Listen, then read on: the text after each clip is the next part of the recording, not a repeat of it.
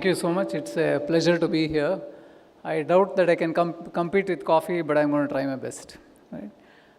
So we at Philips have been around for hundreds of years, as you know. We are a company that started with photovoltaics and ended up in healthcare. So Philips has this deep association for people in India, where you talk about lighting, where you talk about home appliances. But it would probably surprise you to know that we are one of the largest makers of cath labs in the world, where they try to fix your heart. So that's the obligatory Philips slide, so I'm going to finish with that. So the amount of sustainability, and I know is probably not good enough to talk, so I'm going to use sustainability and tell you something interesting about the heart. See, a lot of health is very similar to sustainability. So if you look at health on a whole, wherein you have carbon footprint, then essentially you have a health footprint. And why is that health footprint important? Because at the end of the day, how much of society, how much of economic infrastructure health is taking is what it actually tells you, right? So if you go through this from the bottom to the top, you will see, I don't have to read out all of them, but you'll see a whole lot of similarities. So when you want to decarbonize, you obviously look at alternative fuels. Here you have to look at alternative health strategies. When you want to offset, you have to make people do something else to regain good health, right? So all of this amounts to the fact that all the principles that you have learned in sustainability can be applied to health, and especially corporate health or community health, right? And that's where I wanted to come from. We have done something interesting, but the bigger takeaway is, healthcare is one of the larger greenhouse gas emitters in the world. So every single person that you can prevent from going to a healthcare facility, you're actually doing a lot for sustainability, right? It's a point that all of us should remember, and if it applies to us too. Avoid emergencies and don't go to hospitals. That's the nature of our program.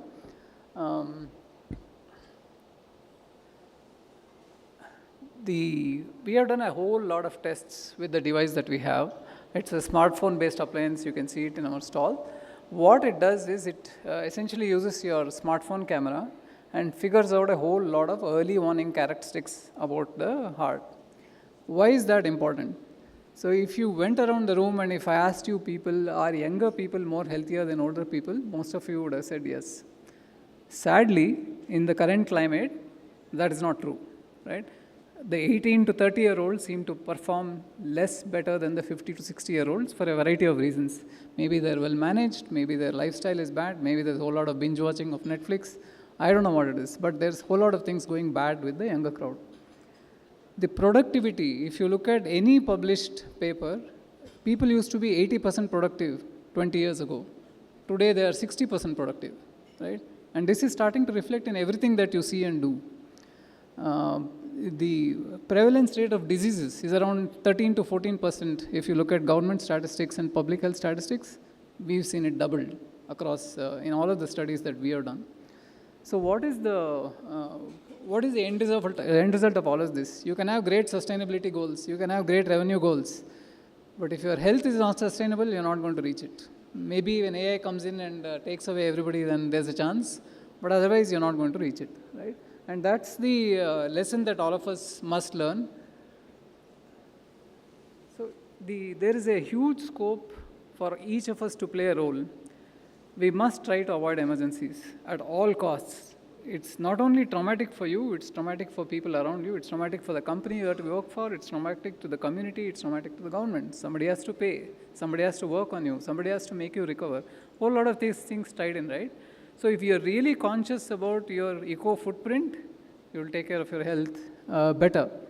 So the idea is make interventions only for real emergencies where you can't do much, but most of the times if you have early warning, then you absolutely will be able to resist the advance of an emergency, the advance of an incident as you go forward.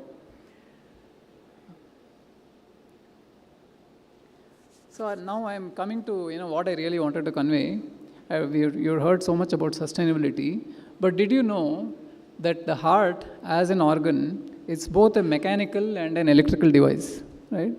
And if you put all the people in this room or in a company together, you can think of them as generating power. And when you have people grouped into maybe tables or departments, The power is going to a certain power station. When you put all the power stations together, you have a power plant. And that, if anything, should convince you what sustainability is all about, right? So if you want to make health sustainable, you must understand what the mechanical and the electrical energy that is being generated by your heart, and that's exactly what we have done. We look at heart energy and heart efficiency. Significantly, when you put these two parameters together, we make something that is measurable so easy. People look at productivity in different ways, people look at heart risk in different ways. Now we have one metric where we can tell you whether you are productive or not, whether you are ending up on the right side of the line or not, or whether you need some help, all by reducing it down to a single parameter, right? And what is that single parameter and what can we do with it? So if you look at heart energy and heart efficiency, I always liken it to a car. In the car, you put fuel, that's your energy, and then you get mileage, and that's your efficiency. And so, ladies and gentlemen, our heart is no different than that.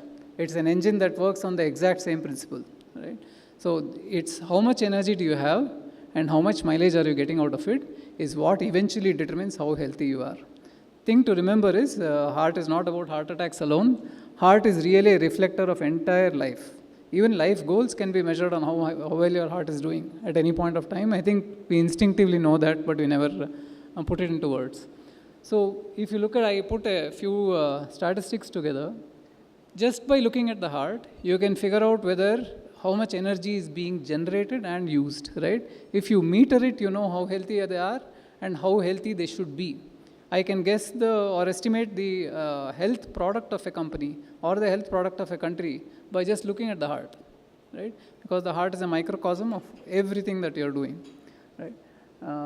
There's a very famous saying that your average heart beats for 3.5 billion times in your life, and it's entirely up to you whether it can go to 3 or 4, right? And that's totally true. And so the fact that most of us have around 20 to 30% of energy to give, and that's what we give when we escalate and de-escalate.